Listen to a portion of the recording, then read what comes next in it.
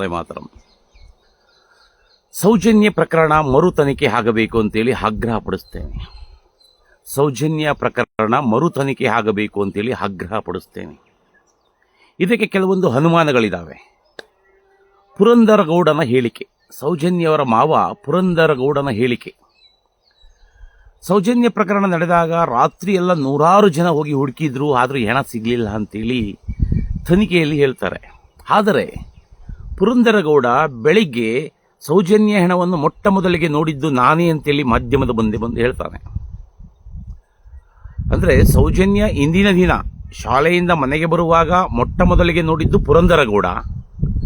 ಸೌಜನ್ಯ ಹತ್ಯೆ ಆದ ಮಾರನೇ ಬೆಳಿಗ್ಗೆ ಮೊಟ್ಟ ಮೊದಲಾಗಿ ಹೆಣವನ್ನು ನೋಡಿದ್ದು ಪುರಂದರಗೌಡ.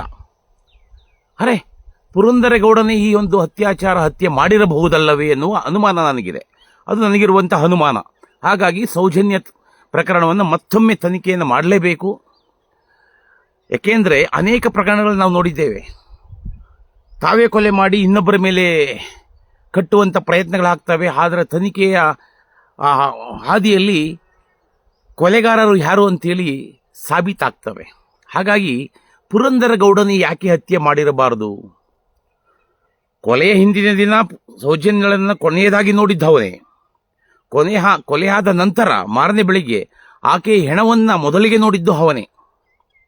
ಅರೆ, 200-300 ಜನ ಹುಡುಕಿದ್ರು ಸಿಗದಿದ್ದ ಹೆಣ ಪುರಂದರಗೌಡನಿಗೆ ತಕ್ಷಣ ಕಂಡಿದ್ದು ಹೇಗೆ? ಇದು ಪೊಲೀಸ್ ಅಧಿಕಾರಿಗಳಿಗೆ ಅನುಮಾನ ಬರಲಿಲ್ವ ಅಂತೇಳಿ ನನಗೆ ಕಾಡ್ತಾ ಇದೆ. ಅದೇ ರೀತಿ ಸೌಜನ್ಯಳ ತಾಯಿ ಹೇಳ್ತಾ ಇದ್ದಾರೆ, ನಾನು ಹೇಳಿದ್ದಲ್ಲ, ಸೌಜನ್ಯರ ತಾಯಿ ಹೇಳ್ತಾ ಇದ್ದಾರೆ, ನನ್ನ ಗಂಡನಿಗೆ ಸ್ಲೋ ಪಾಯ್ಸನ್ ಹಾಕಿ ಕೊಲೆ ಮಾಡಲಾಗಿದೆ ಅಂತ ಹೇಳ್ತಾರೆ. ಆದರೆ ಆಕೆ ಎಲ್ಲೂ ಹೋಗಿ ಕಂಪ್ಲೇಂಟ್ ಕೊಡಲೇ ಇಲ್ಲ.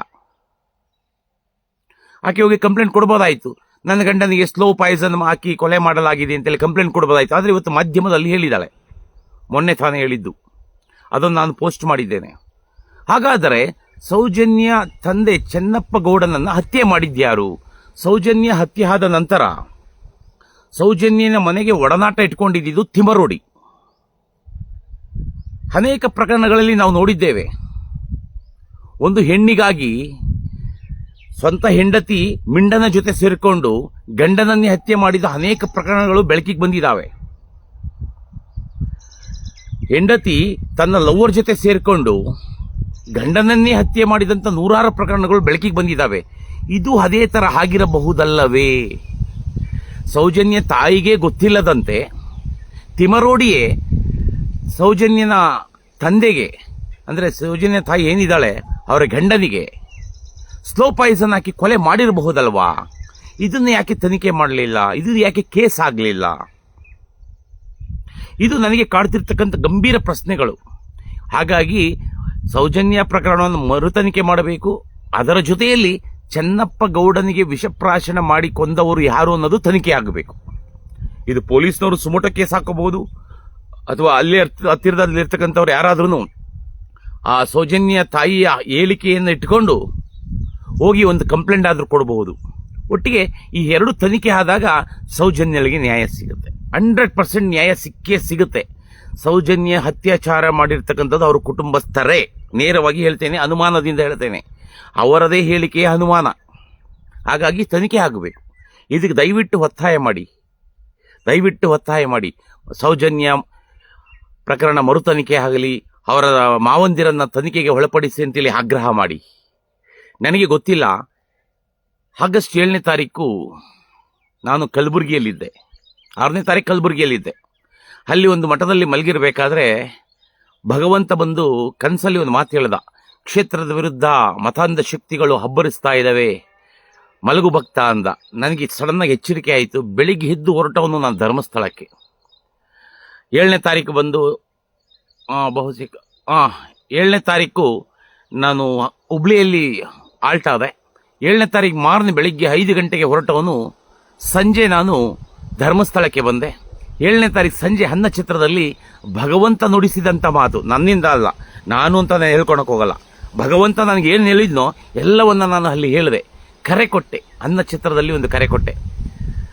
ವಿರೋಧಿಗಳು ಕ್ಷೇತ್ರದ ವಿರುದ್ಧ ಅಪಪ್ರಚಾರ ಮಾಡ್ತಾ ಇದ್ದಾರೆ, ಧರ್ಮದ ವಿರುದ್ಧ ಅಪಪ್ರಚಾರ ಮಾಡ್ತಾ ಇದ್ದಾರೆ, ಧರ್ಮಾಧಿಕಾರಿಯವರ ವಿರುದ್ಧ ಅಪಪ್ರಚಾರ ಮಾಡ್ತಾ ಇದ್ದಾರೆ. ವಿರೋಧಿಗಳಿಗೆ ಮಾತಾಡಲಿಕ್ಕೆ ಬಾಯಿ ಇದೆ, ನಮಗೆ ಯಾಕೆ ಬಾಯಿ ಇಲ್ಲ, ಮಾತಾಡಿ ಅಂತ ಹೇಳಿದೆ. ಆಗ್ರಹ ಮಾಡಿ, NIA ತನಿಖೆಗೆ ಆಗ್ರಹ ಮಾಡಿ, ಮತ್ತೆ CBI ತನಿಖೆಗೆ ಆಗ್ರಹ ಮಾಡಿ, ಟ್ವೀಟ್ ಮಾಡಿ, ಫೇಸ್ಬುಕ್ಕಲ್ಲಿ ವಾಟ್ಸಪ್ಪಲ್ಲಿ ಹಂಚಿಕೊಳ್ಳಿ ಅಂತೇಳಿ ನಾನು ಅನ್ನಛತ್ರದಲ್ಲಿ ಹೇಳಿದೆ. ಅದುವರೆಗೂ ಯಾರು ಧರ್ಮಸ್ಥಳದ ಪರವಾಗಿ ಜನಜಾಗೃತಿಗೆ ಮತ್ತು ಜನರನ್ನ ಕರೆ ಕೊಡಲಿಲ್ಲ. ಧರ್ಮಸ್ಥಳದ ಪರ ನಿಲ್ಲಿ ಅಂತೇಳಿ ಯಾರು ಕರೆ ಕೊಡಲೇ ಇಲ್ಲ, ಒಬ್ರು ಕರೆ ಕೊಡಲೇ ಇಲ್ಲ. ಇವತ್ತು ಅನೇಕ ಜನ ಅನೇಕರಿಗೆ ಕೃತಜ್ಞತೆ ಹೇಳ್ಕೊಳ್ತಾ ಇದ್ದಾರೆ. ಯಾಕೆಂದ್ರೆ ಅದಕ್ಕೆಲ್ಲವೂ ಕಾರಣ ಜಾತಿ ಜಾತಿ ಜಾತಿ ಜಾತಿ. ನಾನು ಇತಿಹಾಸವನ್ನು ಓದಿದ್ದೇನೆ. ಇತಿಹಾಸದ ಉದ್ದಗಲಕ್ಕೂ ನೋಡಿದ್ರು ದಲಿತರು ಧರ್ಮದ ಪರ ನಿಂತಾಗ, ರಾಷ್ಟ್ರದ ಪರ ನಿಂತಾಗ ಆ ಸುದ್ದಿ ಆಗಲ್ಲ. ಕಾರಣ ಯಾಕೇಳಿ, ದಲಿತನಲ್ಲಿರ್ತಕ್ಕಂಥ ರಾಷ್ಟ್ರ ಪ್ರೇಮ, ದಲಿತನಲ್ಲಿರ್ತಕ್ಕಂಥ ಧರ್ಮ ಜಾಗೃತಿ ಮತ್ತು ಧರ್ಮದ ಒಲವು ನೋಡ್ಬಿಟ್ರೆ, ಹೊಗಳು ಬಿಟ್ರೆ ನಮಗೆ ಎಲ್ಲಿ ಅಸ್ತಿತ್ವ ಹೊರಟೋಗ್ಬಿಡುತ್ತೋ ಅಂತೇಳಿ ಕೆಲವೊಂದು ಮೂರ್ಖ ಹಿಂದೂ ಮುಖಂಡರು ಇವತ್ತಿಗೂ ಅದನ್ನೇ ಅಸ್ತಿತ್ವವನ್ನಾಗಿ ಉಳಿಸ್ಕೊಂಡಿದ್ದಾರೆ. ಹಾಗಾಗಿ ನಾನು 7ನೇ ತಾರೀಕು ಸಂಜೆ ಅನ್ನಛತ್ರದಲ್ಲಿ ನಿಂತು ನಾನು ಮಾತಾಡಿದ್ನಲ್ವಾ, ಅದು ಸದ್ಭಕ್ತರು ನೋಡಿದ್ರು, ನಿಜವಾದಂಥ ಕಾರ್ಯಕರ್ತರು ನೋಡಿದ್ರು, ನಿಜವಾದಂಥ ಹಿಂದೂಗಳು ನೋಡಿದ್ರು, ಪರ ವಿರೋಧ ಚರ್ಚೆಗಳಾದವು. ಆದರೆ ಮತ್ತೆ ಬೆಳಿಗ್ಗೆ ದೇವಸ್ಥಾನದ ಮುಂಭಾಗದಲ್ಲಿ ಬಂದು ಕಾವಂದರ ಅನುಮತಿಯ ಮೇರೆಗೆ, ನೆನಪಿರಲಿ, ಕಾವಂದರನ್ನು ಹೋಗಿ ಕೇಳಿದೆ ದೇವಸ್ಥಾನದೊಳಗಡೆ. ನಾನು ದೇವಸ್ಥಾನದ ಭಕ್ತರನ್ನು ಉದ್ದೇಶಿಸಿ ಭಗವಂತ ಹೇಳಿರ್ತಕ್ಕಂಥ ಕೆಲವೊಂದು ಮಾತುಗಳನ್ನು ಜನರ ಮುಂದೆ ಹೇಳಬೇಕು, ನನಗೆ ಅನುಮತಿ ಕೊಡಿ ಎಂದೆ. ಅವ್ರು ಹೇಳಿದ್ರು, ಹೋಗಿ ನೀವು ಮಾತಾಡಿ ಅಂದರು. ದೇವಸ್ಥಾನದ ಹೊರಗಡೆ ನಿಂತ್ಕೊಂಡು ಇಡೀ ಕೋಟ್ಯಾಂತರ ಭಕ್ತರನ್ನು ಉದ್ದೇಶಿಸಿ ಮಾತನಾಡಿದೆ. ಎದ್ದೇಳಿ ಹಿಂದೂಗಳೇ, ಎದ್ದೇಳಿ ಸದ್ಭಕ್ತರೇ, ಯಾಕೆ ಮೌನರಾಗಿದ್ದೀರಾ? ಧರ್ಮಸ್ಥಳ ವಿರುದ್ಧ, ಶ್ರೀ ಕ್ಷೇತ್ರದ ವಿರುದ್ಧ ನಡೆದಾಡುವ ಮಾನವರ ವಿರುದ್ಧ ಅಪಪ್ರಚಾರ ನಡೀತಾ ಇದೆ. ಯಾಕೆ ಮೌನರಾಗಿದ್ದೀರಿ? ವಿರೋಧಿಗಳು ಮಾತನಾಡ್ತಾ ಇದ್ದಾರೆ, ನೀವು ಯಾಕೆ ಮೌನ ಅಂತೇಳಿ ನಾನು ಕೂಗಿದಾಗ ಅದು ಲಕ್ಷಾಂತರ ಸಂಖ್ಯೆಯಲ್ಲಿ ವ್ಯೂಸ್ ಪಡೀತು. ಮಾರನೇ ಬೆಳಿಗ್ಗೆ ಅದು ದೊಡ್ಡ ಒಂದು ಸಾಗರೋಪಾದಿಯಲ್ಲಿ ಪ್ರತಿಫಲವನ್ನು ನೀಡಲಿಕ್ಕೆ ಪ್ರಾರಂಭವಾಯಿತು. ಅದಾದ ನಂತರ ಎಲ್ಲ ನಡೆದಿದ್ದೆಲ್ಲವೂ ಪವಾಡ. ಇವತ್ತಿಗೂ ಧರ್ಮಸ್ಥಳಕ್ಕೆ ಲಕ್ಷಾಂತರ ಜನ ಹೋಗ್ತಾ ಇದ್ದಾರೆ, ಪ್ರತಿಭಟನೆಗಳಾಗ್ತಾ ಇದ್ದಾವೆ, ದೇವಸ್ಥಾನದ ಪರವಾಗಿ ಜನ ನಿಲ್ತಾ ಇದ್ದಾರೆ. ಆದರೆ ಯಾರು ಒಂದೇ ಒಂದು ಕೃತಜ್ಞತೆ ಇರಲಿಲ್ಲ. ಸಾಮಾನ್ಯ ಕಾರ್ಯಕರ್ತರು ಹೇಳ್ತಾ ಇರ್ತಾರೆ, ಅವರು ನಿಜವಾದ ದೈವ ಭಕ್ತರು, ಅವರೆಲ್ಲರೂ ಹೇಳ್ತಾ ಇರ್ತಾರೆ. ನಿಜವಾಗ್ಲೂ ಜಾತಿ ವಿರೋಧಿ ಹಿಂದೂ ಪ್ರೇಮಿಗಳು ಯಾರಿದ್ದಾರೋ ಅವರು ಮಾತ್ರ ನಮಗೆ ಬೆಂಬಲ ಕೊಡ್ತಾರೆ. ಆದರೆ ಮುಖಂಡರು ಅನ್ಸ್ಕೊಂಡಂಥವ್ರು, ಇವತ್ತು ಸೂಲಿಬೆಲೆ ಚಕ್ರವರ್ತಿಯವರು ಲೈವಲ್ಲಿ ಬಂದಿದ್ರು, ಬೆಳಿಗ್ಗೆ ನಾನು ನೋಡಿದೆ. ಕಿರಿಕೀರ್ತಿಯವರನ್ನು ಹೊಗಳಿದ್ರು, ಸಂತೋಷ, ನನಗೆ ಮುಜುಗರ ಇಲ್ಲ. ವಸಂತ್ ಗೆಳೆಯಾರ ಬಗ್ಗೆ ಮಾತಾಡಿದ್ರು, ಮುಜುಗರ ಇಲ್ಲ. ಯಾಕೆಂದ್ರೆ ಅವರು ಸುದೀರ್ಘ ಹೋರಾಟ ಮಾಡಿದ್ದಾರೆ. ನಾವು ಮೊನ್ನೆ ಮಾತ್ರ ಧರ್ಮಸ್ಥಳದ ಪರವಾಗಿ ಮಾತಾಡಿರ್ತಕ್ಕಂಥದ್ದು ಅದು ಸತ್ಯ. ಆದರೆ ಎಲ್ಲೂ ಒಂದೇ ಒಂದು ಮಾತು ಬರಲಿಲ್ಲ. ಏನಪ್ಪಾ, ಇದುವರೆಗೂ ಎಲ್ಲರೂ ಮೌನರಾಗಿದ್ರು, ಆದರೆ ಮಧುಗಿರಿ ಮೋದಿ ಹೋಗಿ ಧರ್ಮಸ್ಥಳದಲ್ಲಿ ನಿಂತ್ಕೊಂಡು ಭಕ್ತರನ್ನು ಉದ್ದೇಶಿಸಿ ಆತ ಭಕ್ತಿಯಿಂದ, ಗೌರವದಿಂದ, ಆ ಒಂದು ಕ್ಷೇತ್ರದ ಮೇಲಿರ್ತಕ್ಕಂಥ ಭಕ್ತಿ ಮತ್ತು ಗೌರವದಿಂದ ಭಕ್ತರ ಎದ್ದೇಳಿ ಮಾತನಾಡಿ ಅಂತೇಳಿ ಕೇಳ್ಕೊಂಡ್ರು. ಅದಾದ ನಂತರ ಪವಾಡದಂತೆ ಇಡೀ ರಾಜ್ಯಾದ್ಯಂತ ಸಂಚಲನ ಮೂಡಿಸ್ಬಿಡ್ತು ಅಂತೇಳಿ ಹೇಳಲಿಲ್ಲ. ಬೇಡ, ಅವ್ರು ಹೇಳಲ್ಲ. ಯಾಕೆಂದ್ರೆ ಅವ್ರ ಬಾಯಲ್ಲಿ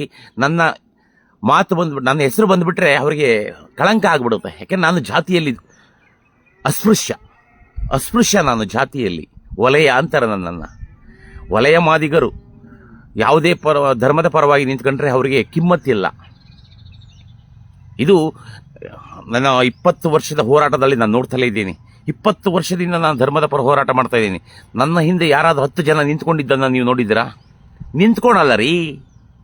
ಅವನು ದಲಿತ, ಅವನು ವಲಯ, ಅವನು ಅಸ್ಪೃಶ್ಯ, ಅವನಿಂದ ನಾವು ನಿಂತ್ಕೊಬಿಟ್ರೆ ನಾವು ಕೀಳಾಗ್ಬಿಡ್ತೀವಿ, ಅವನಿಗೆ ಒಳ್ಳೆ ಗೌರವ ಸಿಕ್ಬಿಡುತ್ತೆ.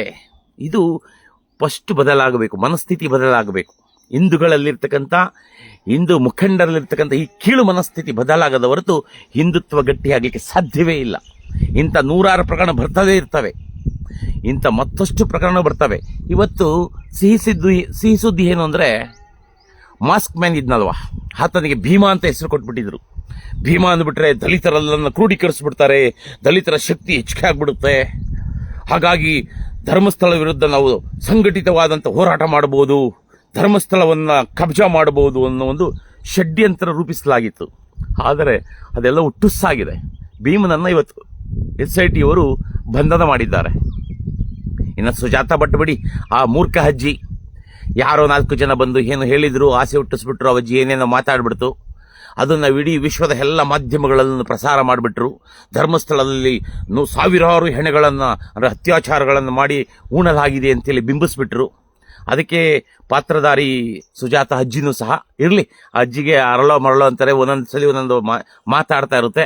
ಅದು ಲೆಕ್ಕಕ್ಕಿಲ್ಲದ್ದು, ಅದು ತನಿಖೆ ಆಗುತ್ತೆ. ಇವತ್ತಲ್ಲ ನಾಳೆ SIT ಅವರು ಆಯ್ಕೆಯನ್ನು ಮಾಡ್ತಾರೆ. ಆದರೆ ಬಹುಮುಖ್ಯವಾಗಿ ಆಗಬೇಕಾಗಿರ್ತಕ್ಕಂಥದ್ದು ಒಂದಂತೂ ಸತ್ಯ, ನೇರವಾಗಿ ಹೇಳ್ತೀನಿ, ಲೈವಲ್ಲಿ ಹೇಳ್ತಾ ಇದ್ದೀನಿ. ಮಾನ್ಯ DK ಶಿವಕುಮಾರ್ ಅವರು ಕಾಂಗ್ರೆಸ್ನ ಉಪಮುಖ್ಯಮಂತ್ರಿ, ಅವರು ಕೆಚ್ಚದೆಯಿಂದ ಧರ್ಮಸ್ಥಳದ ಮೇಲೆ ಷಡ್ಯಂತ್ರ ನಡೀತಾ ಇದೆ ಧರ್ಮಸ್ಥಳದ ವಿರುದ್ಧವಾಗಿ ಅಂತ ಹೇಳಿದರು. ತದನಂತರ ಆ ಷಡ್ಯಂತ್ರದ ಹಿಂದಿರ್ತಕ್ಕಂಥ ಎಲ್ಲರನ್ನ ಬಹಿರಂಗಪಡಿಸ್ತೀವಿ ಅಂತ ಹೇಳಿದರು. ಎರಡನೇದು ಸಂತೋಷ. ಮೊನ್ನೆ ಸದನದಲ್ಲಿ ನಿಂತುಕೊಂಡು ಸಂಘದ ಗೀತೆಯನ್ನು ನುಡಿದ್ರು, ಮಾತೃಭೂಮಿ ಸದಾ ವತ್ಸಲೆ ಅಂತೇಳಿ. ನಿಜವಾಗ್ಲೂ ಅವರು ಹೃದಯದಿಂದ ಆತ್ಮ ಸಾಕ್ಷಿಯಾಗಿ ಹೇಳಿದ್ರೆ ಕಾಂಗ್ರೆಸ್ ಅವರನ್ನು ಉಚ್ಚಾಟನೆ ಮಾಡುತ್ತೆ. ನಿಜವಾಗ್ಲೂ ಕಾಂಗ್ರೆಸ್ ಅವರನ್ನು ಉಚ್ಚಾಟನೆ ಮಾಡೇ ಮಾಡುತ್ತೆ. ಅವರೇನಾದ್ರೂ ಅದನ್ನು ಹೃದಯದಿಂದ ಹೇಳಿಲ್ಲ, ಕಾಂಗ್ರೆಸ್ನ ಆದೇಶದಂತೆ ಹೇಳಿದ್ರೆ ಅವರು ಪಕ್ಷದಲ್ಲಿ ಗಟ್ಟಿಯಾಗಿರ್ತಾರೆ. ಯಾಕೆಂದರೆ ನಾವು ಕಾಂಗ್ರೆಸ್ಸನ್ನು ತನಿಖೆಯ ಪೂರ್ಣ ಹಂತ ಆಗುವವರೆಗೂ ನಾವು ನಂಬಲಿಕ್ಕಾಗಲ್ಲ. DK ಶಿವಕುಮಾರ್ ಮೇಲೆ ನನಗೆ ಎಲ್ಲೋ ಒಂದು ಕಡೆ ವಿಶ್ವಾಸ ಇದೆ.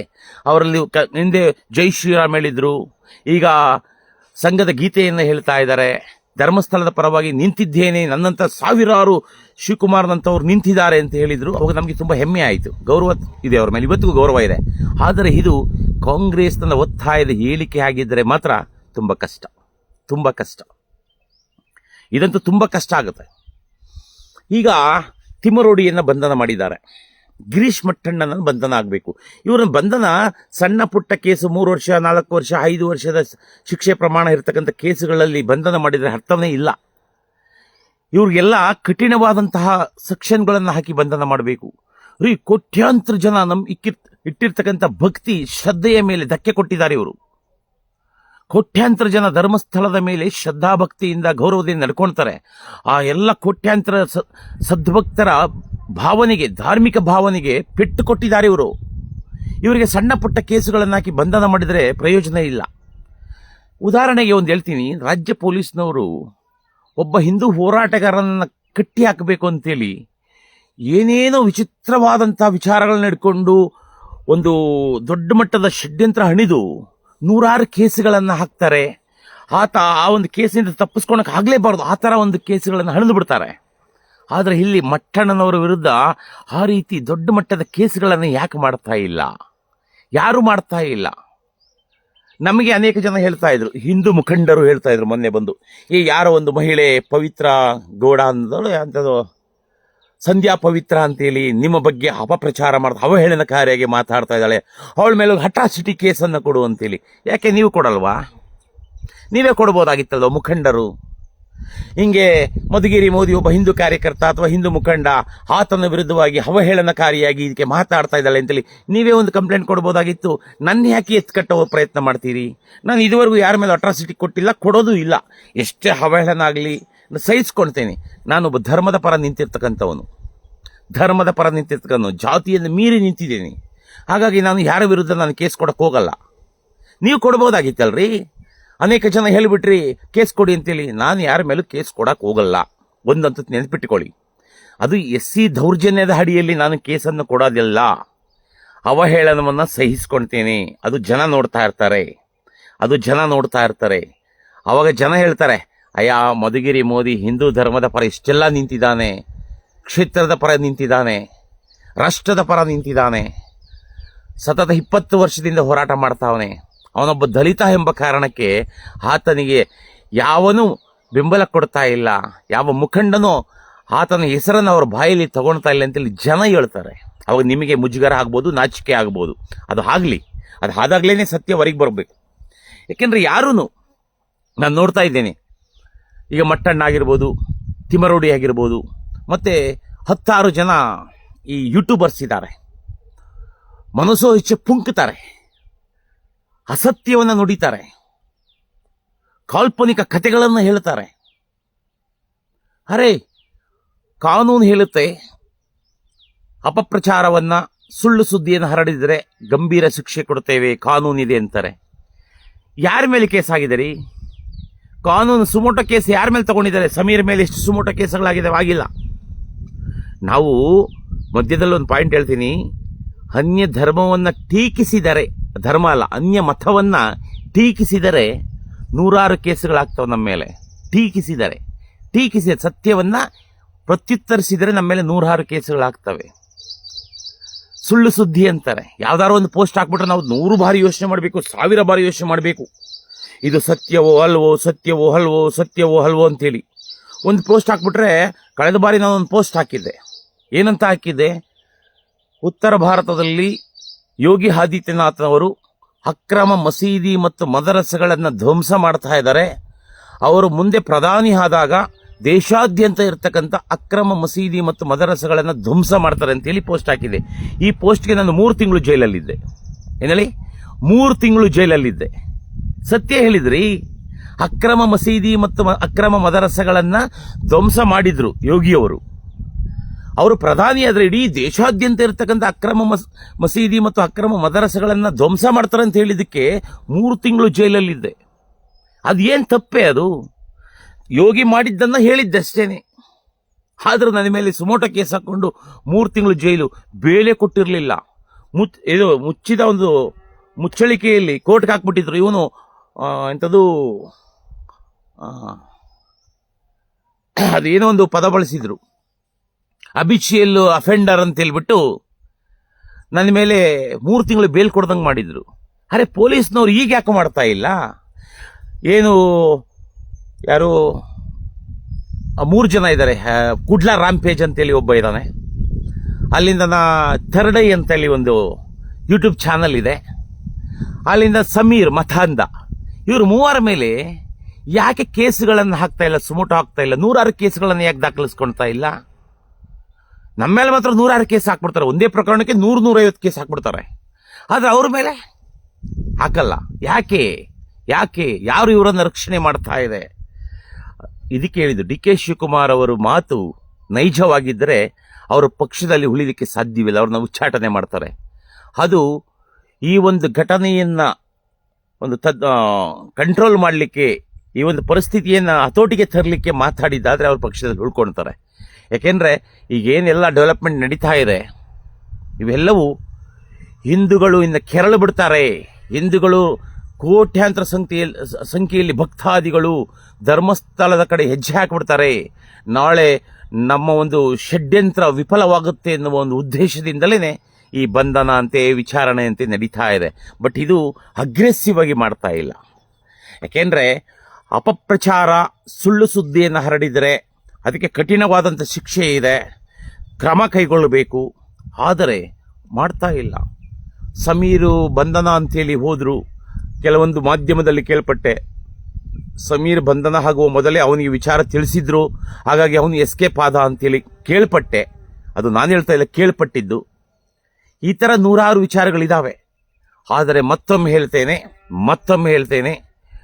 ಧರ್ಮಸ್ಥಳ, ಶ್ರೀ ಕ್ಷೇತ್ರ ಧರ್ಮಸ್ಥಳದ ಪರ ನಿಂತಿರುವ ಪ್ರತಿಯೊಬ್ಬರಿಗೂ ಗೌರವ ಸಿಗಬೇಕು. ಜಾತಿಗೆ ಅನುಗುಣವಾಗಿ ಗೌರವ ಕೊಡೋದನ್ನು ಕಲಿಬೇಡಿ. ಸೂಲಿಬೆಲೆ ಚಕ್ರವರ್ತಿಗೆ ಹೇಳ್ತಾ ಇದ್ದೇನೆ, ಹಿಂದೂ ಮುಖಂಡರಿಗೆ ಹೇಳ್ತಾ ಇದ್ದೇನೆ, ನಿಮ್ಮ ಬಾಯಲ್ಲಿ ನಾನೊಬ್ಬ ಅಸ್ಪೃಶ್ಯ ವಲಯ, ನನ್ನ ಹೆಸರನ್ನು ನೀವು ತಗೊಂಡ್ರೆ ನಿಮಗೆ ಕಳಂಕ ಆಗುತ್ತೆ ಅನ್ನೋದಾದರೆ ನೀವು ನಾಶ ಆಗ್ತೀರಾ. ನಾನು ಧರ್ಮದ ಪರ ನಿಲ್ತೇನೆ. ನೀವು ನನ್ನ ಹೆಸರು ತಗೊಳ್ಳಿ, ಬಿಡಿ, ಬೆಂಬಲ ಕೊಡಿ, ಬೆಂಬಲ ಕೊಡದೇ ಇರಿ. ನನಗೆ ಬೆಂಬಲ ಕೊಡೋರನ್ನು ನೀವು ಕಾಲೆಳೆದಿಲ್ಲಿರಿ. ಅವನಿಗೆ ಬೆಂಬಲ ಕೊಡಬೇಡಿ, ಅವನು ದಲಿತ ಅಂತ ಹೇಳ್ಕೊಳ್ಳಿ, ನಾನು ಕೇರ್ ಮಾಡಲ್ಲ. ನೀವು ಎಷ್ಟು ಮತ್ತೆ ಅನೇಕರು ನನ್ನ ದೌರ್ಜನ್ಯ ಮಾಡ್ಬೋದು, ಏನೇ ಮಾಡಿದ್ರು ನಾನು ಧರ್ಮದ ಪರ ನಿಲ್ತೇನೆ. ನಾನು ಭಗವಂತ ಮೆಚ್ಚುವಂತ ಕೆಲಸವನ್ನ ಮಾಡ್ತೇನೆ. ಬಿಟ್ರೆ ಈ ಮೂರ್ಖ ಹಿಂದೂಗಳು ಅಥವಾ ಮೂರ್ಖ ಹಿಂದೂ ಮೂರ್ಖ ಹಿಂದೂ ಮುಖಂಡರನ್ನ ಅಥವಾ ಜಾತಿವಾದಿ ಹಿಂದೂ ಮುಖಂಡರನ್ನ ಮೆಚ್ಚಿಸ್ಲಿಕ್ಕೆ ನಾನು ಕೆಲಸ ಮಾಡ್ತಾ ಇಲ್ಲ. ಧರ್ಮದ ಪರ, ದೇಶದ ಪರ, ಭಗವಂತ ಮೆಚ್ಚಿಸುವಂತ ಕೆಲಸ ಮಾಡ್ತೇನೆ. ಭೋಜರಾಜ್ ಅವರೇ, ನೀವು ವಾಸ್ತವವನ್ನು ತಿಳ್ಕೊಂಡಿಲ್ಲ. ದಯವಿಟ್ಟು ಸೈಲೆಂಟ್ ಆಗಿರಿ. ವಾಸ್ತವವನ್ನು ನೀವು ಯಾರು ತಿಳ್ಕೊಂಡಿಲ್ಲ. ಹಾಗಾಗಿ ದಯವಿಟ್ಟು ತಿಳ್ಕೊಳ್ಳಿ. ಮತ್ತೊಮ್ಮೆ ಹೇಳ್ತಾ ಇದ್ದೇನೆ, ಸೌಜನ್ಯ ಪ್ರಕರಣವನ್ನು ಮತ್ತೊಮ್ಮೆ ಮರುತನಿಖೆ ಮಾಡಬೇಕು. ನನಗೆ ಅನುಮಾನ ಇದೆ. ಪುರಂದರ ಗೌಡನ ಹೇಳಿಕೆಯ ಮೇಲೆ ಅನುಮಾನ ಇದೆ. ಪುರಂದರ ಗೌಡನೇ ಈ ಕೃತ್ಯವನ್ನು ಮಾಡಿರ್ತಕ್ಕಂಥ ಅನುಮಾನ ನನಗಿದೆ. ಅವನ ಹೇಳಿಕೆಯನ್ನು ಮತ್ತೊಮ್ಮೆ ನೀವು ಪರಿಶೀಲನೆ ಮಾಡಿ. ರಾಜ್ಯ ಸರ್ಕಾರ ಮತ್ತು ಪೊಲೀಸ್ನವರು ಪುರಂದರ ಗೌಡನನ್ನು ವಿಚಾರಣೆ ಮಾಡಿ. ನೀವು ಸುಮ್ಮನೆ ಕೂರಿಸ್ಕೊಂಡು ಗೌರವದಿಂದ ಮಾತಾಡಿದರೆ ಯಾರು ಕೇಳಲ್ಲ.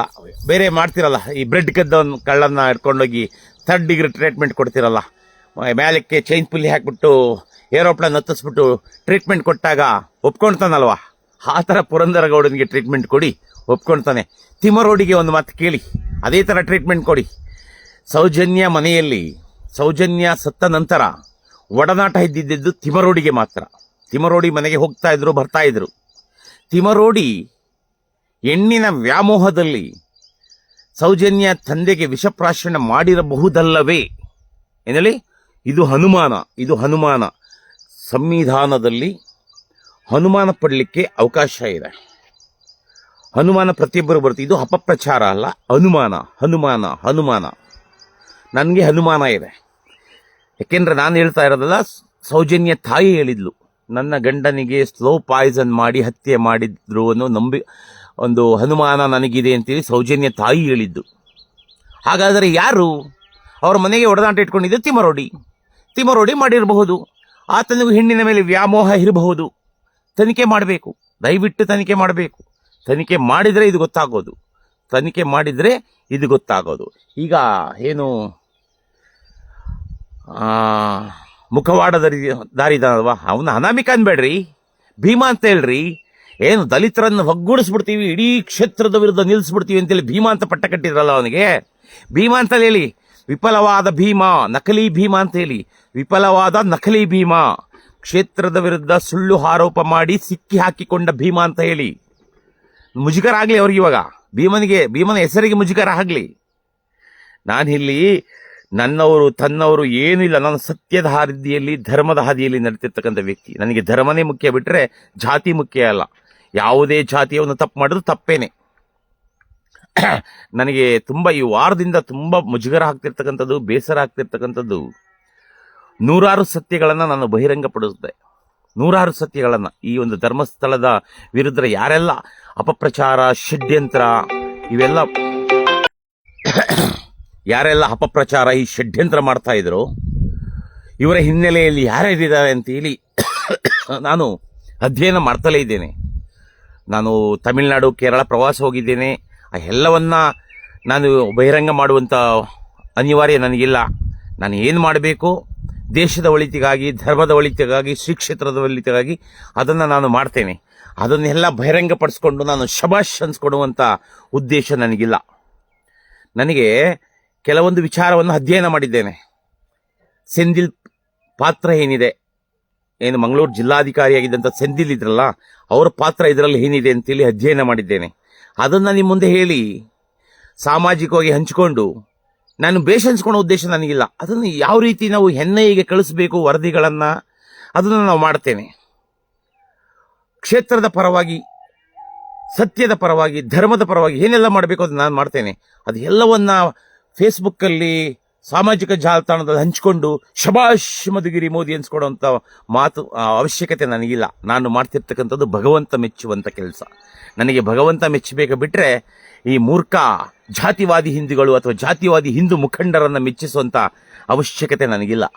ನನಗೆ ಒಂದೇ ಒಂದು ಆಶ್ಚರ್ಯ ಆಗ್ತಾ ಇದೆ. ತುಂಬ ಈ ಕೆಲವೊಂದು ಹಿಂದೂ ಮುಖಂಡರು ಅಥವಾ BJP ಮುಖಂಡರು ಇದ್ದಾರಲ್ವಾ, ಅವರಿಗೆ ನಿಜವಾಗ್ಲೂ ನಮ್ಮ ಹೆಸರನ್ನು ಅವ್ರ ಬಾಯಲ್ಲಿ ತೊಗೊಂಡ್ರೆ ಅವರಿಗೆ ಕಳಂಕ ಆಗ್ಬಿಡುತ್ತೆ.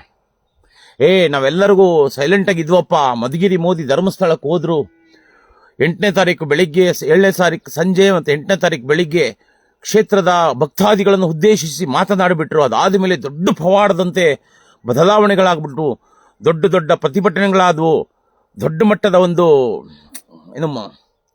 ಹೋರಾಟಗಳಾದವು. ಇವತ್ತು ಈ ಕೇಸ್ ಈ ಮಟ್ಟಕ್ಕೆ ಬಂದು ನಿಂತಿದೆ. ಅದರಲ್ಲಿ ಮಧುಗಿರಿ ಮೋದಿ ಪಾತ್ರವು ಕಿಂಚಿತ್ತಾದರೂ ಇದೆ ಅಂತ ಒಬ್ಬನೇ ಹೇಳಲಿಲ್ಲ. ಒಬ್ಬನೂ ಹೇಳಿಲ್ಲ, ಇದುವರೆಗೂ ಹೇಳಿಲ್ಲ, ಹೇಳೋದು ಇಲ್ಲ, ಹೇಳಲ್ಲ. ಯಾಕೆಂದ್ರೆ ಹೇಳಿಬಿಟ್ರೆ ಅವ್ರ ಬಾಯಿಗೆ ಹುಳ ಬಿದ್ದುಬಿಡ್ತವೆ. ಯಾಕೆಂದ್ರೆ ನಾನು ಜಾತಿಯಲ್ಲಿ ಅಸ್ಪೃಶ್ಯ ಅಲ್ವಾ, ಅಸ್ಪೃಶ್ಯನ ಹೆಸರನ್ನ ಅವ್ರ ನಾಲಿಗೆಯಲ್ಲಿ ತಗೋಬಿಟ್ರೆ ಅವ್ರ ನಾಲಿಗೆ ಹುಳ ಬಿದ್ದುಬಿಡ್ತಾವಂತೆ. ಹಾಗಾಗಿ ನನ್ನ ಹೆಸರನ್ನು ಅವ್ರು ಯಾರು ತಗೊಳಲ್ಲ, ನನಗೆ ಅದರ ಅವಶ್ಯಕತೆಯೂ ಇಲ್ಲ. ಆದರೆ ಎಲ್ಲ ಒಂದು ಕಡೆ ಮುಜುಗರ ಅನಿಸುತ್ತೆ. 20 ವರ್ಷದ ಹೋರಾಟದಲ್ಲಿ ಜಾತಿ ಜಾತಿ ಜಾತಿಯೇ ಅವರವರ ಜಾತಿಯ ನಾಯಕರನ್ನು ಅವರು ಬೆಟ್ಟದಷ್ಟು ಬೆಳೆಸ್ಬಿಡ್ತಾರೆ. ಉದಾಹರಣೆಗೆ ಹೇಳಬಾರ್ದು, ಆದರೂ ಹೇಳ್ತೇನೆ.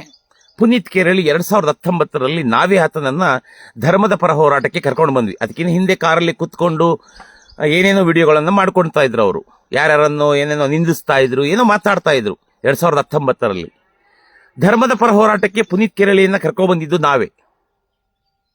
2019ರಲ್ಲಿ ಧರ್ಮದ ಪರ ಹೋರಾಟಕ್ಕೆ ಪುನೀತ್ ಕೇರಳಿಯನ್ನ ಕರ್ಕೊಂಡ್ಬಂದಿದ್ದು ನಾವೇ. ಆದರೆ ಪುನೀತ್ ಕೇರಳಿ ಅವರು ಎಲ್ಲಿದ್ದಾರೆ? ಆತ ವಯಸ್ಸಲ್ಲಿ ಚಿಕ್ಕವನು, ಆದರೆ ಗೌರವದಿಂದ ಮಾತಾಡ್ತೀನಿ ನಾನು. ಅವನು ಮೇಲ್ವರ್ಗ ಅನ್ನೋ ಕಾರಣಕ್ಕೆ ಅಂತಲ್ಲ, ವ್ಯಕ್ತಿತ್ವಕ್ಕೋಸ್ಕರ ನಾನು ಆತನಿಗೆ ಗೌರವದಿಂದಲೇ ಮಾತಾಡ್ತೇನೆ. ಪುನೀತ್ ಕೇರಳಿ ಎಲ್ಲಿದ್ದಾರೆ? ಯಾವ ಮಟ್ಟಕ್ಕಿದ್ದಾರೆ? ಯಾವ ಮಟ್ಟದ ಬೆಂಬಲ ಇದೆ?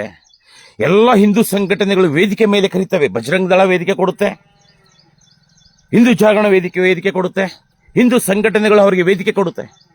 2009ರಿಂದ ಇದುವರೆಗೂ ಹಿಂದೂ ಧರ್ಮದ ಪರ ಹೋರಾಟ ಮಾಡ್ತಾ ಇದ್ದೀನಿ. ಯಾವುದಾದ್ರು ಒಂದೇ ಒಂದು ವೇದಿಕೆ ಕೊಟ್ಟಿದ್ದನ್ನು ನೋಡಿದಿರ ನನಗೆ? ಯಾವುದಾದ್ರು ಒಂದು ವೇದಿಕೆ ಮೇಲೆ ನಾನೇನು ಅಲ್ಲಿ ಹೋಗಿ ವೇದಿಕೆ ಮೇಲೆ ಹೀರೋ ಆಗಬೇಕು ಅಂತಲ್ಲ, ನನ್ನಲ್ಲಿರ್ತಕ್ಕಂಥ ಧಾರ್ಮಿಕ ವಿಚಾರವನ್ನ, ಧರ್ಮದ ನಿಲುವನ್ನ ಕೋಟ್ಯಾಂತರ ದಲಿತರಿಗೆ, ಕೋಟ್ಯಾಂತರ ಹಿಂದೂಗಳಿಗೆ ತಲುಪಿಸ್ಬೇಕಲ್ವಾ? ಅದಕ್ಕಾದ್ರೂ ವೇದಿಕೆ ಬೇಕು. ಎಂದಾರು ಕೊಟ್ಟಿದ್ದನ್ನು ಯಾರಾದ್ರೂ ನೋಡಿದಿರಾ? ನೋಡಿ, ಮತ್ತೆ ಯಾಕೆ ಕೊಟ್ಟಿಲ್ಲ? ಜಾತಿ ಜಾತಿ ಜಾತಿ ದಲಿತ, ಅದರಲ್ಲೂ ದಲಿತ ಆದರೆ 103 ಜಾತಿ ಇದಾವೆ, ಅವೆಲ್ಲವೂ ದಲಿತರಲ್ಲ. ಈ ಕಾಂಗ್ರೆಸ್ನವರು 103 ಜಾತಿಯನ್ನ ದಲಿತರು ಅಂತ ಸೇರಿಸ್ಬಿಟ್ಟಿದ್ದಾರೆ. ಅವ್ಯಾವಲ್ಲ, ಅಸ್ಪೃಶ್ಯ ಅಂತ 2 ಜಾತಿ. ವಲಯ ಮಾದಿಗ, ನಾನು ವಲಯ. ಅಸ್ಪೃಶ್ಯ, ಅನ್ಟಚಬಿಲಿಟಿ. ಹಾಗಾಗಿ ನನಗೆ ಇದುವರೆಗೂ ಒಂದು ವೇದಿಕೆ ಕೊಟ್ಟಿಲ್ಲ. 2009ರಿಂದ ಇದುವರೆಗೂ ನಾನು ಒಂದೇ ಒಂದು ವೇದಿಕೆ ಮೇಲೆ ಹತ್ತಿಲ್ಲ. ಯಾವುದೇ ಒಂದು ಕಾರ್ಯಕ್ರಮಕ್ಕೆ ನನಗೆ ಆಹ್ವಾನ ಮಾಡಲ್ಲ. ಯಾಕೆ ಹೇಳಿ? ಜಾತಿ. ಪುನೀತ್ ಕೇರಳಿ 2019ರಲ್ಲಿ ಬಂದರು. ಇವತ್ತು ರಾಜ್ಯಾದ್ಯಂತ ಪ್ರವಾಸ ಮಾಡಲಿಕ್ಕೆ ಮತ್ತೆ ವೇದಿಕೆಯನ್ನು ನಿರ್ಮಾಣ ಮಾಡ್ತಾರೆ, ಕರೀತಾರೆ, ಏನು ಗೌರವದಿಂದ ಹೇಳ್ಕೊಳ್ತಾರೆ, ಹಿಂದೂ ಹುಲಿ ಹಿಂದೂ ಹುಲಿ ಹಿಂದೂ ಹುಲಿ. ಪುನೀತ್ ಕೇರಳಿ ಬರೋದಕ್ಕಿಂತ ಮೊದಲು ನಾವು ಗರ್ಜನೆ ಮಾಡಿದ್ವಿ, ಇವತ್ತಿಗೂ ಮಾಡ್ತಾ ಇದ್ದೇವೆ. ಅದಕ್ಕಿಂತ ಮೊದಲು ಗರ್ಜನೆ ಮಾಡಿದ್ದೆ, ಇವತ್ತಿಗೂ ಮಾಡ್ತಾ ಇದ್ದೇನೆ. ಪುನೀತ್ ಕೇರಳಿನ ಹೋರಾಟಕ್ಕೆ ಕರ್ಕೊಂಡು ಬರೋದಕ್ಕಿಂತ ಮೊದಲೇ ನನ್ನ ಮೇಲೆ 16 ಕೇಸುಗಳು ದಾಖಲಾಗಿದ್ವು, ಸುಳ್ಳು ಕೇಸುಗಳು. ಇವತ್ತಿಗೂ ನನ್ನ ಮೇಲೆ ಇವತ್ತು ಕೇಸುಗಳಾಗ್ತಾ ಇಲ್ಲ. ಕಾರಣ ಯಾಕಂದ್ರೆ ನಾನು ಸಂವಿಧಾನದ ಅಡಿಯಲ್ಲಿ ಹೋಗ್ತಾ ಇದ್ದೀನಿ. ನನಗೆ ಗೊತ್ತಾಯಿತು, ಹಿಂದೂಗಳು ಜಾತಿವಾದಿಗಳು, ಹಿಂದೂ ಮುಖಂಡರು ಜಾತಿವಾದಿಗಳು, ಅವರವರ ಜಾತಿಯ ನಾಯಕರನ್ನು ಅವ್ರು ಬೆಳೆಸ್ಕೊಳ್ತಾರೆ, ನಮ್ಮಂಥವ್ರಿಗೆ ಅವಕಾಶ ಕೊಡಲ್ಲ. ಹಾಗಾಗಿ ನಾನು ಸೌಮ್ಯವಾಗಿ, ಕಾನೂನಾತ್ಮಕವಾಗಿ ನಾನು ಮಾತಾಡ್ತಾ ಇದ್ದೀನಿ. ಹಾಗಾಗಿ ನನ್ನ ಮೇಲೆ ಇವತ್ತು ಕೇಸುಗಳಾಗ್ತಾ ಇಲ್ಲ. ಅವತ್ತು ಅಗ್ರೆಸಿವ್ ಆಗಿ ಮಾತಾಡ್ತಿದ್ದೆ, ನಿಷ್ಠೂರವಾಗಿ ಮಾತಾಡ್ತಾ ಇದ್ದೆ, ನಿಕೃಷ್ಟವಾಗಿ ನಾನು ನಿಂದನೆ ಮಾಡ್ತಿದ್ದೆ. ನನ್ನ ಧರ್ಮದ ವಿರುದ್ಧ ಯಾರೇ ಪ್ರಹಾರ ಮಾಡಿದ್ರು ಅವ್ರು ನನ್ನ ಬಿಡ್ತಾ ಇರಲಿಲ್ಲ ನಾನು. ಹಾಗಾಗಿ ನನ್ನ ಮೇಲೆ ಅವತ್ತು ಕೇಸ್ ಆಗ್ತಾ ಇದೆ. ಇವತ್ತು ಆಕ್ರೋಶ ಇದೆ, ಕಿಚ್ಚಿದೆ. ಆದರೆ ಸಂವಿಧಾನಾತ್ಮಕವಾಗಿ ಎಷ್ಟು ಮಾತಾಡಬೇಕು ಅಷ್ಟು ಮಾತ್ರ ನಾನು ಮಾತಾಡ್ತಾ ಇದ್ದೇನೆ. ಕಾರಣ ಯಾಕೆಂದ್ರೆ ನನಗೆ ಶಕ್ತಿ ಇಲ್ಲ, ಹಣ ಬಲ ಇಲ್ಲ, ಜನಬಲ ಇಲ್ಲ, ಅಧಿಕಾರ ಬಲ ಇಲ್ಲ, ರಾಜಕೀಯ ಬಲ ಇಲ್ಲ, ಮಾಧ್ಯಮ ಬೆಂಬಲ ಇಲ್ಲ. ಕಾರಣ ದಲಿತ. ನಾನು ದಲಿತನಾಗಿ ದಲಿತ ಸಂಘಟನೆಯನ್ನು ಕಟ್ಟಿ ದಲಿತರ ಪರ ಹೋರಾಟ ಮಾಡಿ ಹಿಂದೂಗಳ ಮೇಲೆ ದೌರ್ಜನ್ಯ ಮಾಡಿದರೆ, ಮೇಲ್ವರ್ಗದ ಹಿಂದೂಗಳ ಮೇಲೆ ದೌರ್ಜನ್ಯ ಮಾಡಿದ್ದಿದ್ರೆ ನನಗೆ ಮಾಧ್ಯಮವೂ ಸಿಗೋದು, ಹಣಬಲನೂ ಸಿಗೋದು, ಜಾತಿ ಬಲನೂ ಸಿಗೋದು. ಆದರೆ ನಾನು ಅಸ್ಪೃಶ್ಯನಾಗಿ ಹಿಂದೂ ಧರ್ಮದ ಪರ, ಸತ್ಯದ ಪರ, ನ್ಯಾಯದ ಪರ ನಿಂತ್ಕೊಂಡಲ್ವಾ. ಹಾಗಾಗಿ ಹಿಂದೂಗಳು ಅನ್ಸ್ಕೊಂಡಂಥವ್ರು ಅಥವಾ ಹಿಂದೂ ಮುಖಂಡರು ಅನ್ಸ್ಕೊಂಡವರು ನನ್ನ ಹೆಸರನ್ನು ಅವ್ರು ತಗೊಳಲ್ಲ, ಬಿಡಿ, ಅದು ಬೇಡ. ನನ್ನ ಹೆಸರನ್ನು ಇದುವರೆಗೆ ಯಾರು ತಗೊಳೋದೇ ಇಲ್ಲ. ಅವರಿಗೆ ನನ್ನ ಹೆಸರು ತಗೊಬಿಟ್ರೆ ಅವ್ರ ಬಾಯಿಗೆ ಹುಳ ಬಿದ್ದುಬಿಡ್ತವೆ. ನಾನು ಅಸ್ಪೃಶ್ಯ ಅಲ್ವಾ? ಅಸ್ಪೃಶ್ಯನ ಹೆಸರನ್ನು ನಾಲಿಗೆ ಮೇಲೆ ತಗೊಂಡ್ರೆ ಅವ್ರ ನಾಲಿಗೆ ಏಸಿಗೆ ಆಗ್ಬಿಡುತ್ತೆ. ನನ್ನ ಹೆಸರು ಅವರಿಗೆ ಏಸಿಗೆ ಆಗಿದೆ. ಏಳು ಅಂತಾರಲ್ಲಪ್ಪ, ಏಸಿಗೆ. ನನ್ನ ಹೆಸರೇ ಏಸಿಗೆ ಆಗ್ಬಿಟ್ಟಿದೆ. ಹಾಗಾಗಿ ಕೆಲವು ಹಿಂದೂ ಮುಖಂಡರು ನನ್ನ ಹೆಸರನ್ನು ಅವ್ರು ತಗೊಳಲ್ಲ. ಹಾಗಂತೇಳಿ ನಾನು ಹೋರಾಟವನ್ನು ಬಿಡಲ್ಲ. ಶಕ್ತಿ ಮೀರಿ ಮಾಡ್ತೇನೆ. ಕೃಷಿ ಮಾಡ್ತೇನೆ. ಕೃಷಿಯಿಂದ ಬಂದ ಆದಾಯದಲ್ಲಿ ತಿಂಗಳಿಗೊಮ್ಮೆನೋ 15 ದಿನಕ್ಕೊಮ್ಮೆನೋ 1 ವಾರ ಪ್ರವಾಸ ಹೋಗ್ತೇನೆ. ಹಿಂದೂ ಜಾಗೃತಿ ಮಾಡ್ತೇನೆ. ರಾಷ್ಟ್ರೀಯ ಹಿಂದೂ ಜಾಗೃತಿ ಅಭಿಯಾನ ಮಾಡ್ತೇನೆ. ಧರ್ಮದ ಹಿತಕ್ಕಾಗಿ 100% ಮತದಾನಿ ಅಭಿಯಾನವನ್ನು ಮಾಡ್ತೇನೆ. ಅದರ ಜೊತೆಯಲ್ಲಿ ನನ್ನ ವೈಯಕ್ತಿಕ ಅಭಿಪ್ರಾಯ ಧರ್ಮದ ಪರವಾಗಿ ಧರ್ಮ ಜಾಗೃತಿಗೆ ಏನೆಲ್ಲ ಹೇಳಬೇಕು ಅದನ್ನು ಸಂವಿಧಾನದ ಅಡಿಯಲ್ಲಿ ಕಾನೂನಿನ ವ್ಯಾಪ್ತಿಯಲ್ಲಿ ನಾನು ಮಾತಾಡ್ತೇನೆ. ಅಷ್ಟೇ ನಾನು ಮಾಡಲಿಕ್ಕೆ ಸಾಧ್ಯ, ಅಷ್ಟು ಮಾಡಲಿಕ್ಕೆ ನನ್ನ ಹತ್ರ ಸಾಧ್ಯ. ಯಾಕೆಂದರೆ ಎಲ್ಲ ಹಿಂದೂಗಳು ಅಂತ ಹೇಳ್ಬಾರ್ದು, ಯಾಕೆಂದ್ರೆ ತುಂಬ ಜನ ಹಿಂದೂಗಳು ನನಗೆ ಬೆಂಬಲವಾಗಿದ್ದಾರೆ. ತುಂಬ ಜನ ಯಾಕೆಂದರೆ ಶಕ್ತಿ ಇಲ್ಲದಂಥವ್ರು ಇದ್ದಾರೆ. 100 ರೂಪಾಯಿ ಕೊಡ್ತಾರೆ, ಪಾಪ 50 ರೂಪಾಯಿನೂ ಕೊಡ್ತಾರೆ, 20 ರೂಪಾಯಿನೂ ಕೊಡ್ತಾರೆ, 1000 ಕೊಡ್ತಾರೆ, 10,000 ಕೊಟ್ಟಿರೋಂಥ ಒಬ್ಬೊಬ್ಬರು ಇರ್ತಾರೆ. ನನಗೆ ಧರ್ಮಕಾರಿ ಕಾರನ್ನು ಕೊಡುಗೆಯಾಗಿರ್ತಕ್ಕಂಥ ಮಹಾತ್ಮರು ಇದ್ದಾರೆ. ನನ್ನ ಎಲ್ಲ ಕೇಸುಗಳನ್ನು ಹೈಕೋರ್ಟಲ್ಲಿ ವಜಾ ಮಾಡಿರ್ತಕ್ಕಂಥ ದೈವಮಾನವರಾದಂತಹ ವಕೀಲರು ಇದ್ದಾರೆ. ಆದರೆ ಈ ಮುಖವಾಡಧಾರಿ ದಲಿತ ಹಿಂದೂ ಮುಖಂಡರಿದ್ದಾರಲ್ವಾ, ಜಾತಿವಾದಿಗಳು, ಅವರು ಬಿಡಿ, ನಮ್ಮ ಹೆಸರನ್ನು ಅವರು ಉಲ್ಲೇಖ ಮಾಡಲ್ಲ. ಧರ್ಮಸ್ಥಳದ ವಿಚಾರವಾಗಿ ಹೋರಾಟ ನಡೆಯುತ್ತಾ ಇದೆ. ಕಾನೂನಿಗೆ ಸಹಕಾರಿಯಾಗುವಂತಹ, ತನಿಖೆಗೆ ಸಹಕಾರಿಯಾಗುವಂತಹ ಮಾಹಿತಿಗಳನ್ನು ನಾನು NIಗೆ ಇಮೇಲ್ ಮೂಲಕ ಹಂಚಿಕೊಳ್ತಾ ಇದ್ದೇನೆ. ಯಾವ ರೀತಿ ನಮಗೆ ಅನುಮಾನಗಳಿದ್ದಾವೆ, ಎಲ್ಲೆಲ್ಲಿ ನಾವು ತನಿಖೆ ಮಾಡಿದ್ದೇವೆ, ಎಲ್ಲೆಲ್ಲಿ ನಾವು ಯಾವ್ಯಾವ ರೀತಿ ಅಧ್ಯಯನ ಮಾಡಿದ್ದೇವೆ, ನಮಗೆ ಏನೆಲ್ಲ ಅನುಮಾನಗಳು ಕಾಡಿದ್ದಾವೆ, ಅದಕ್ಕೆ ಪೂರಕವಾದಂಥ ಸಾಕ್ಷಿಗಳೇನು, ಎಲ್ಲವನ್ನು ನಾನು NIಗೆ ಇಮೇಲ್ ಮೂಲಕ ನಾನು ತಿಳಿಸ್ತಾ ಇದ್ದೇನೆ. ಸೋಷಿಯಲ್ ಮೀಡಿಯಾದಲ್ಲಿ ಹಾಕಿ ನಾನು ಶಬಾಷ್ ಅನ್ಸ್ಕೊಳ್ಳೋದ್ರಿಂದ ಏನು ಪ್ರಯೋಜನ ಇಲ್ಲ. ನನಗೆ ನ್ಯಾಯ ಬೇಕು, ಧರ್ಮ ಉಳಿಬೇಕು, ಸತ್ಯ ಗೆಲ್ಲಬೇಕು. ಇವತ್ತು ಪುನೀತ್ ಕೇರಳಿ ಆಗಿರ್ಬೋದು, ಅಥವಾ ಸೂಲಿಬೆಲೆ ಚಕ್ರವರ್ತಿ ಆಗಿರ್ಬೋದು, ವಸಂತ್ ಗಿಳಿಯಾರ್ ಆಗಿರ್ಬೋದು, ಕಿರಿಕೀರ್ತಿ ಆಗಿರ್ಬೋದು, ಅಥವಾ ಇನ್ನಿತರೆ ಯಾರೇ ಆಗಿರಲಿ, ಅವರು ನನ್ನ ಹೆಸರು ತಗೋಬೇಕು ಅಂತೇಳಿ ಏನು ಕಾನೂನಲ್ಲೇನು ಉಲ್ಲೇಖ ಇಲ್ಲ, ಯಾವುದೇನು ಕಾನೂನಿಲ್ಲ. ಅವರವರ ವೈಯಕ್ತಿಕ ವಿಚಾರ ಅವ್ರು ಬೆಳ್ಕೊಳ್ಳಿ, ಸಂತೋಷ. ಇನ್ನು ಕೋಟಿಗಟ್ಟಲೆ ಭಕ್ತವೃಂದವನ್ನು ಅಥವಾ ಅಭಿಮಾನಿ ವೃಂದವನ್ನು ಅವರು ಬೆಳೆಸ್ಕೊಳ್ಳಿ, ನನಗೇನು ಬೇಸರ ಇಲ್ಲ. ನನ್ನ ಜೊತೆಗೆ ಯಾರು ಬೇಕಾಗಿಲ್ಲ, ಏಕಾಂಗಿಯಾಗಿದ್ದರೂ ನನಗೇನು ಬೇಸರ ಇಲ್ಲ. ನಾನು ಧರ್ಮದ ಪರ ನಿಲ್ತೇನೆ. ಪುನೀತ್ ಕೇರಳಿ ಪರ ಇವತ್ತು 1000 ಸಂಖ್ಯೆ ನಿಲ್ಬೋದು, ಮುಂದಿನ ದಿನಗಳಲ್ಲಿ ಲಕ್ಷ ಸಂಖ್ಯೆಯಲ್ಲಿ ಅಥವಾ ಕೋಟಿ ಸಂಖ್ಯೆಯಲ್ಲಿ ನಿಂತು ನನಗೇನು ಬೇಸರ ಇಲ್ಲ, ಸಂತೋಷ. ಅವನು ಧರ್ಮ ಕಾರ್ಯ ಮಾಡ್ತಾ ಇದ್ದಾನೆ, ಮಾಡಲಿ, ನಿಲ್ಲಿ. ಚಕ್ರವರ್ತಿ ಪರವಾಗಿ 1,00,000 ಜನ ನಿಂತ್ಕೊಳ್ಳಿ. ಇನ್ನಿತರೆ ಹಿಂದೂ ಮುಖಂಡರ ಪರವಾಗಿ ಕೋಟ್ಯಾಂತರ ಸಂಖ್ಯೆ ಜನ ನಿಲ್ಬೋದು, ನಿಂತ್ಕೊಳ್ಳಿ.